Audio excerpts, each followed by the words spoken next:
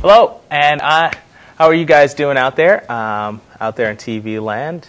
I know right here we're having a wonderful time talking about anime, thinking about anime, and just enjoying it in general. It's been a wonderful couple of weeks, and we've had a lot of time to soak in the anime culture and learn some new things. I'm back again with Addie, and we're here to talk about acen, and he's going to tell us a little bit about his experience with acen and how he's deeply rooted in the whole acen community and culture. Come on, give us a little inside scoop for all of us out there who haven't had the opportunity to visit acen as of yet. Sure. Basically, I was started in 2005, and I needed a way to express my artwork. I wasn't I was just starting out professionally, and basically the Artist Alley was one of my first venues at Anime Central, and back then it was in a small hotel room, maybe 2 hotel rooms, and you have all these artists scrunched up, I wanted to join these artists, and a lot of the people I met there became friends later on. And then I decided to do my own Artist Alley the following year, and I decided to showcase my own artwork. The thing about the Artist Alley in acen was it was my first one, and it gave me an opportunity to experience a community wherein I can learn a bunch of new techniques and also meet fellow artists. Because of that first Artist Alley. May I ask you something? Mm-hmm. Do you feel that, and I don't mean to cut you off, but no worries. Do you feel that as an artist, do you feel that you have to guard some of your techniques from other artists? Because, I've gone back there to Artist Alley, and some of the artists are a little bit like, don't look at how I'm doing this, I'm not going to show you my techniques. Do you ever feel like there's a competition going on back there? There's always a nice rivalry, but for me, I like to be more the way the Japanese do it, where I want to share some of my techniques, and I try to befriend a lot of my artistic friends, and they give me a few tips, and they're very free with that, as long as you're sure that you don't bash too much on it. But artists in general in America are basically trying to, if they see something that they can, they want to keep it to themselves. In Japan, they are good at trying to, making it more accessible to students and pass it on like an apprenticeship. Especially like the comic books, and things like that. They do that, but I wish in America that they would do a little bit more of a structure for maybe some kind of schooling and things like that for that. But going back to acen, you basically needed, I needed that kind of area where I would learn those new techniques. And after that, I became more involved in it. One of my friends was an artist, and he couldn't do some of the art for the program book, or at least the website. So I decided to, help him out, and that's basically how I got into acen. And I became one of the staff artists, and later on, they liked my work. They invited me again the following year as an art director.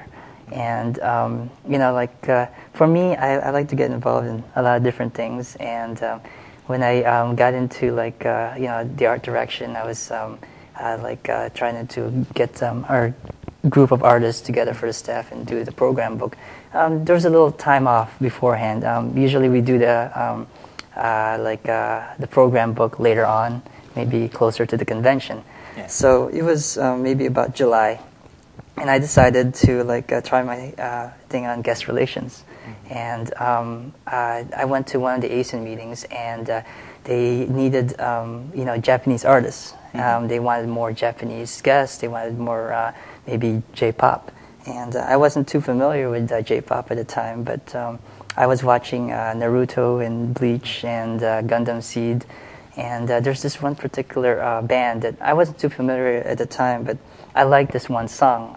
And what I'm talking about is High and Mighty Color. Yeah. And I started to try to like contact a few of connections and things like that, and try to get them to like be interested in coming to our 10th anniversary, because we wanted to make this special.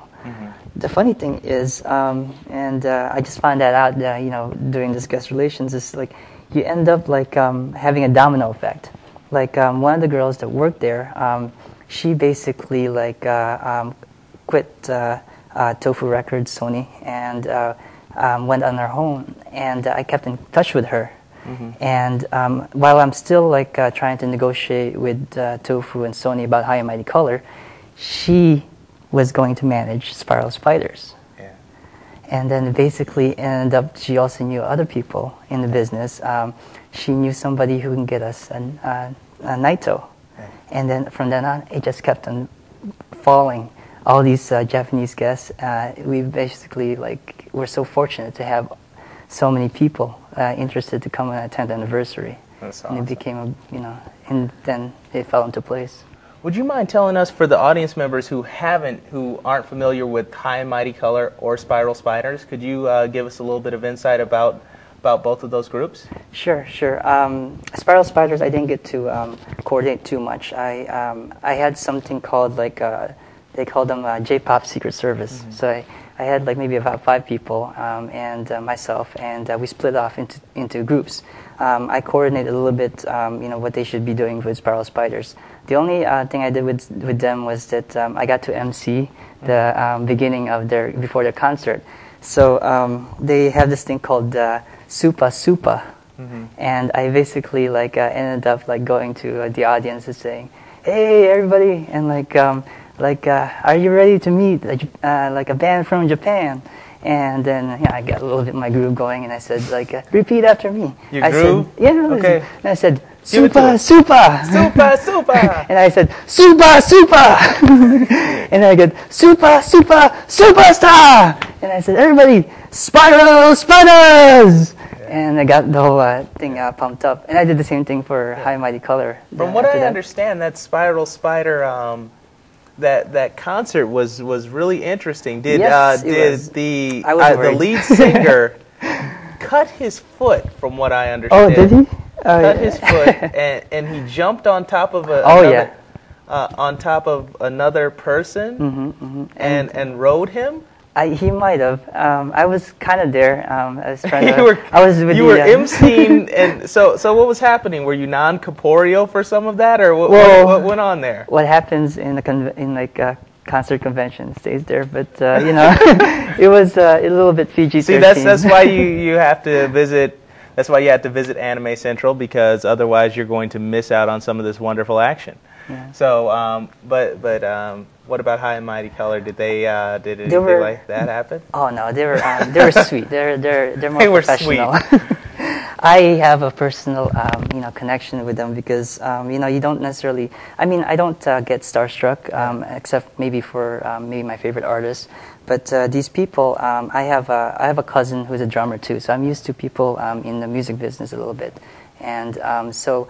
Like when I met them, I thought they would be like uptight or things like that, but they're amazing. I can't believe at the popularity that they have in Japan that they were actually more down to earth than I thought. They're from Okinawa, Okinawa, little island down in Japan, and the 2 guitarists, Meg, his name is Meg, and Kazuto. I hung out with them most of the time too.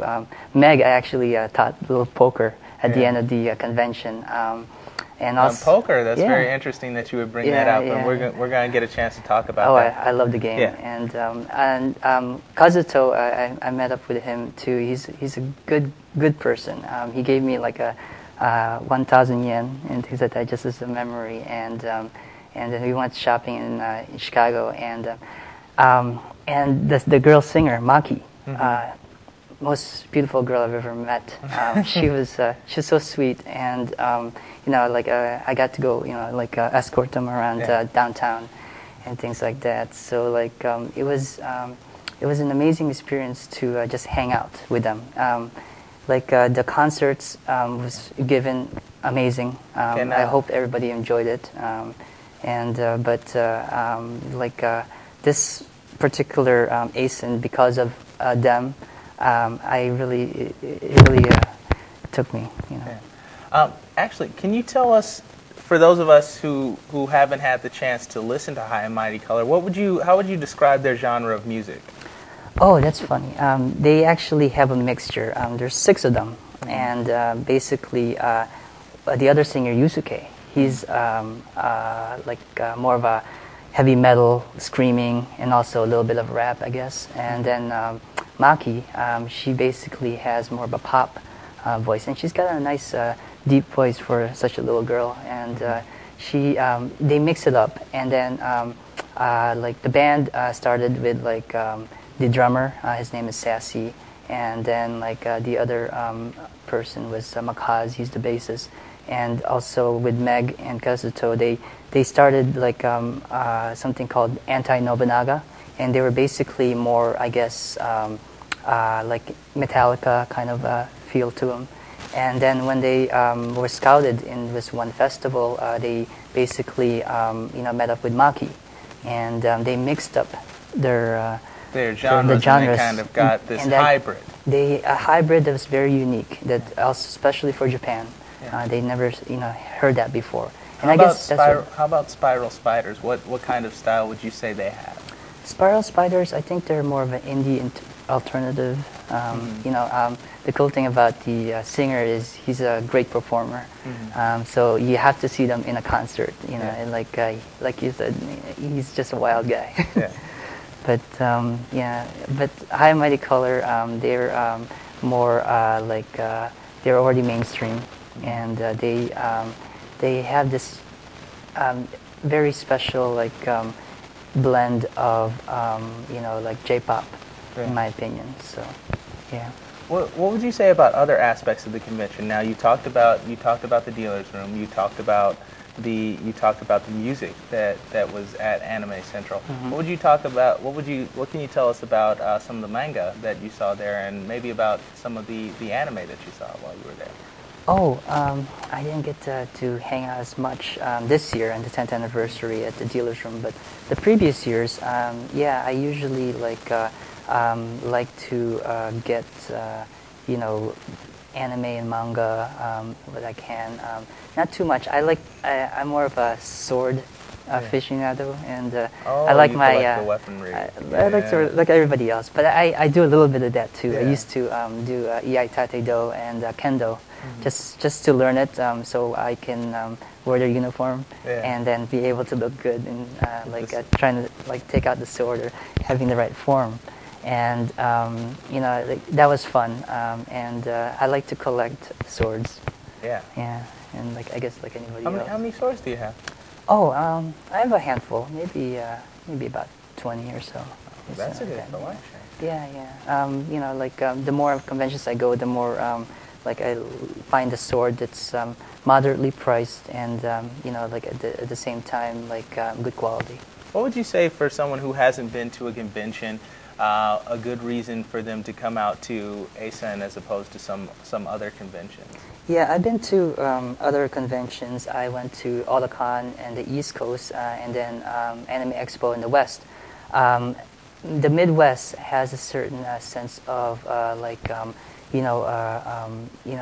community, in the sense of you feel you're connected with this particular Chicago convention. And that's, in my opinion, that's